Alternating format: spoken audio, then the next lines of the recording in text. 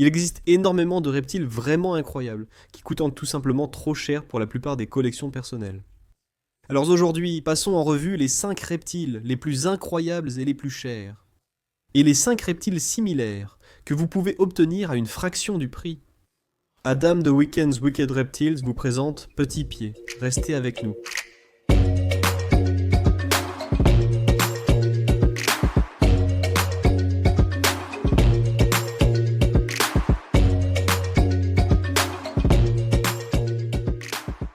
Je vais vous parler d'un reptile cool que vous voulez probablement, mais ne pouvez pas vous permettre. Et je vous dirai ce que vous pouvez obtenir à la place, que vous pouvez vous permettre. Qui est vraiment, vraiment similaire. Et on va commencer avec le numéro 5. Les pitons à tête noire. Oui, ces gars-là ont l'air d'avoir trempé leur tête dans de l'encre, je sais. C'est exactement ce à quoi ils ressemblent. En Australie, d'où ils viennent, les gens les élèvent, pour qu'ils n'aient pas de tête noire. Donc ces pitons à tête noire ont évolué pendant des années pour avoir une tête noire, mais maintenant, ils n'en ont plus. Je ne comprends pas la raison. La plupart des choses que je mentionne sont très coûteuses dans l'Amérique du Nord, en Europe et en Australie. Je connais ces régions. En Australie, pour Ulster, seules des espèces locales sont autorisées. Et les pitons noirs ne sont probablement pas ridiculement chers là-bas. Mais ici, il faut compter environ 5000 $ pour un piton à tête noire. Avec de la chance, on pourrait vous vendre un couple pour 5000 $. Dans tous les cas, ce sera cher. Et il y a beaucoup de raisons pour lesquelles vous en voudriez. Ils ont la taille parfaite, en gros entre 1,50 m et 2,10 m, parfois jusqu'à 2,40 m. En moyenne, c'est la taille idéale pour un serpent, même si certains affirment qu'ils peuvent être plus grands. Et en fait, ils sont très similaires aux pitons woma que vous pouvez prendre à la place. Et si vous regardez la différence entre un piton à tête noire et un piton woma, quelle est la différence? La tête noire, oui, si vous leur enlevez la tête. Non, ne coupez pas la tête de vos serpents. Sans les têtes, ils se ressemblent beaucoup, presque identiques, et un œil non averti ne pourrait probablement pas faire la différence. Cependant, il existe des différences, et des similitudes. Les pitons à tête noire, même s'ils ont cette tête, ont une réaction alimentaire qui est légendaire. C'est un peu fou. La réaction alimentaire des pitons woma est similaire à celle-ci. Si vous les sortez, ils vont penser qu'ils vont être nourris la plupart du temps. Donc il faut un peu les forcer pour leur faire comprendre qu'ils ne vont pas être nourris. C'est donc une chose à garder à l'esprit, mais ils s'imitent mutuellement à cet égard. Si vous appréciez cette caractéristique chez ce type de serpent, vous la retrouverez également ici. De plus, à part la tête, ils se ressemblent presque comme on l'a mentionné, n'est-ce pas? Pourquoi faire reproduire les pitons à tête noire en Australie? Je ne comprends pas le but de cette pratique. Ils se ressemblent presque complètement, très proches, très similaires. Il y a une différence de taille. Les pitons woma restent un peu plus petits, mais en général, les besoins en soins sont similaires. Entre les deux, le numéro 4. Les serpents indigos figurent sur la liste de rêves des reptiles de tout le monde.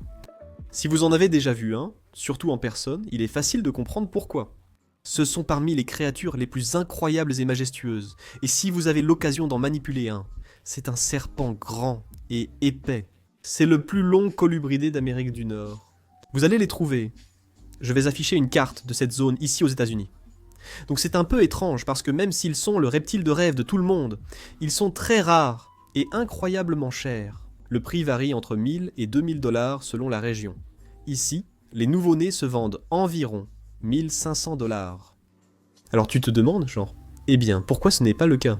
Comme un serpent taureau, présent partout et peu coûteux, ou un serpent lait, quelle différence?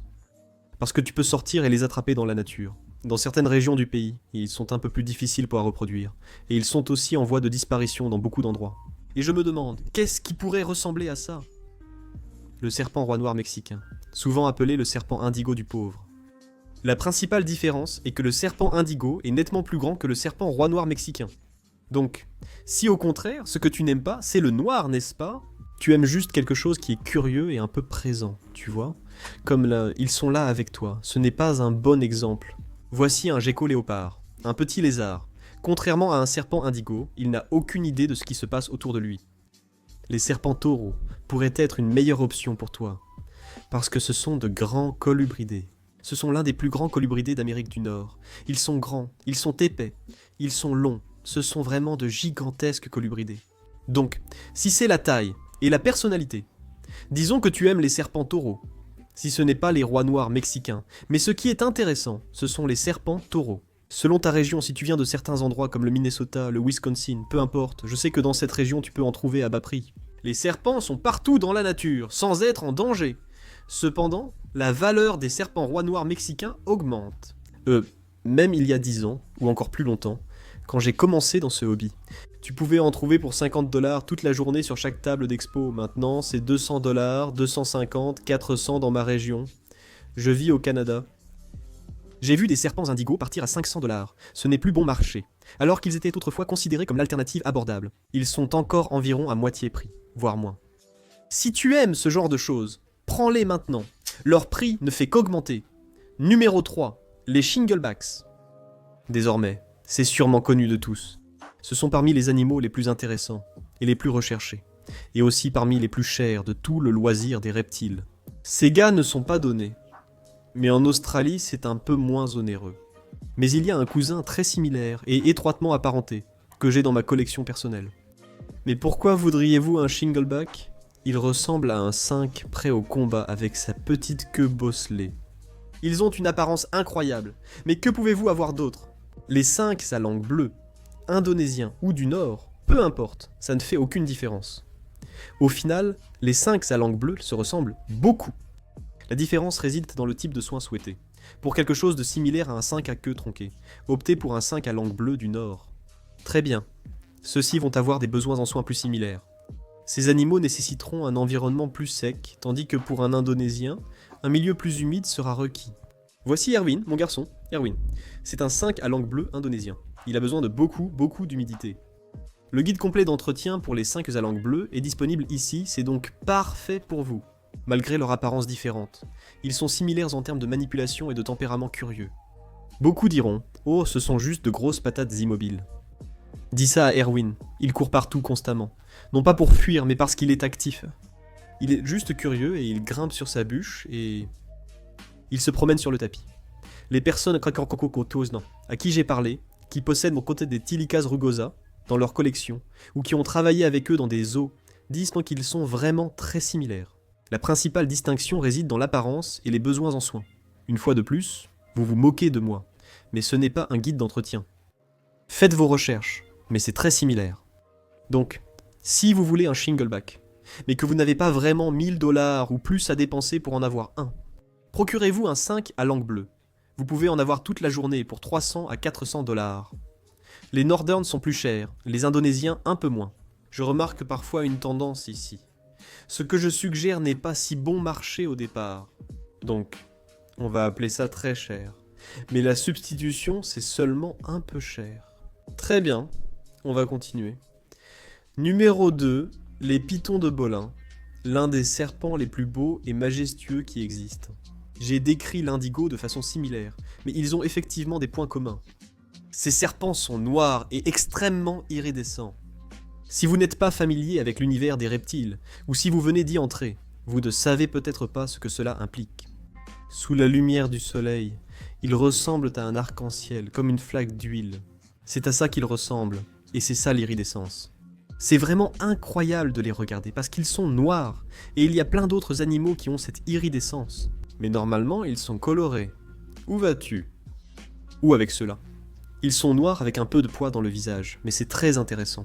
Ces gars-là passent la plupart de leur temps dans les arbres. Donc ils ont ce côté arboricole, que beaucoup de gens aiment vraiment. J'ai une vidéo complète sur les serpents arboricoles ici si ça vous intéresse. Je crois que ces animaux ont un côté cool que la plupart des autres, notamment les reptiles, n'ont pas. Le truc c'est que, dans la plupart des régions du monde, il va être très difficile d'en trouver un dans une collection personnelle. Ils sont très difficiles à trouver, pardon, parce qu'ils sont extrêmement difficiles à reproduire. Ils sont chers, et la plupart des gens n'ont pas des milliers de dollars pour un seul serpent. Alors, qu'est-ce que vous proposez à la place ? Et je vous fais une offre 2 pour 1 sur celle-là. Si c'est quelque chose de grand et robuste, parce qu'ils atteignent environ 3 mètres, d'ailleurs entre 2,50 m et 3 mètres, ce sont de grands serpents. Pour quelque chose de grand et robuste qui résiste aux arbres. Qui a un tempérament légèrement mordant, mais pas trop. Il reste de maniable. Les pitons tapis. Les pitons tapis côtiers sont votre meilleur choix si vous recherchez vraiment la taille. Mais tous les pitons tapis sont arboricoles ou semi-arboricoles, et ils viennent à peu près de la même région du monde, donc c'est très intéressant. Mais ils ont une apparence complètement différente. Bien que les pitons tapis soient absolument magnifiques, les pitons tapis sont l'un des serpents les plus beaux, qui ne coûtent pas le même prix qu'une voiture que vous pourriez avoir. Mais si vous cherchez cette iridescence, quelques serpents pourraient convenir. Le plus facile à trouver pour vous serait un boa arc-en-ciel du Brésil. Ces serpents sont assez répandus. Ils ne sont pas très chers, selon certaines régions des États-Unis. Je sais que vous les avez pour environ 200 $ dans votre région. Chez moi, c'est plutôt 300 ou 400. Mais ces serpents sont un peu plus difficiles à élever quand ils sont bébés. Nous en avons déjà parlé dans quelques épisodes précédents. Mais ils ne le font pas vraiment. Contrairement aux pitons de Bolan, ils ne sont pas arboricoles de la même façon. Ils n'atteignent pas la même taille. Ils seront un peu plus petits au final. Il n'y a vraiment aucun équivalent pour aucun de ces serpents ou lézards dont je parle. Ils sont tous uniques dans leur genre. La plupart des gens ne peuvent tout simplement pas se permettre de dépenser des milliers de dollars pour des reptiles. C'est un fait que je ne cesse de répéter. Et je vais en ajouter un troisième pour vous. Pour ceux d'entre vous qui peuvent réellement les trouver, et se les permettre. Parce qu'ils sont chers aussi, mais pas autant que les Bulens. Les pitons, en particulier les pitons à lèvres blanches, se ressemblent. Ils sont iridescents et ont l'air incroyables. Combien coûtent-ils ? Passons maintenant à notre reptile préféré, le plus cher, mais aussi celui que vous pouvez réellement vous offrir. Les téjus. Vous pensez sûrement que dans la plupart des régions des États-Unis, les téjus ne sont pas chers. Mais de quoi je parle ? Je peux avoir un téju noir et blanc pour 400 $. C'est vrai. Mais construire ou acheter un terrarium pour ces gars-là, c'est ridicule. N'importe quoi. J'aurais vraiment pu mettre n'importe quoi sur la liste. J'aurais pu mettre des pitons birmans ou autres. Bref, voici ce que je pense. Les téjus noirs et blancs sont incroyables et fantastiques. Un reptile de rêve. Dès que j'aurai de la place, j'en aurai un dans ma collection. Mais ils ont besoin d'espace. Ils ont besoin de beaucoup d'espace. Quelque chose comme un enclos de 2,50 m sur 1,20 m sur 1,20 m.